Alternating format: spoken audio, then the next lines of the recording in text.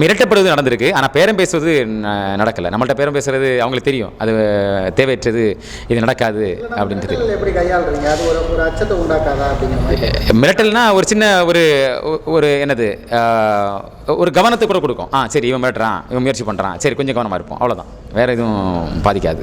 இல்லை, இப்போ இதனால் வந்து பார்த்தீங்கன்னா நீங்கள் கண்ணெதிரே பார்த்துருக்கீங்க. இப்போ உங்கள் இடத்துல வந்து சேவியர் குமார் அண்ணன் அவங்க இறந்தது. அப்புறம் இன்னும் சொல்ல போனால் அங்கே என்ன நிகழ்வுகள்லாம் முன்னெடுக்கிறாங்களோ அவங்களுக்குலாம் ஒரு அச்ச உணர்வு இருக்கிற மாதிரி ஒரு வச்சுட்டாங்க. அதை நீங்கள் வந்து தொடர்ச்சியாக முன்னெடுத்துட்டு வரீங்க. பல நிகழ்வுகளை தினமும் பார்ப்போம். இப்போ அதற்கான இதுவும் அதிகமாக இருக்கும்ல, அச்சுறுத்தல்கள் அதெல்லாம் அதிகமாக இருக்கும்ல.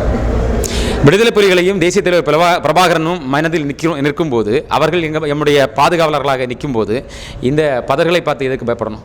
அச்சம் கிடையாது அப்படிங்கிறது. இதெல்லாம் பதர்கள். அவங்க முன்னாடி இவங்க ஒன்றுமே இல்லை. அவங்க என்ன சூழ்ந்து நிற்கிறாங்க, அவங்க எங்களை இயக்குறாங்க. இந்த இயற்கையும் நமக்கு ஆதரவாக இருக்குது. அப்படி இருக்கும்போது நமக்கு எதுக்கு பயப்படணும்?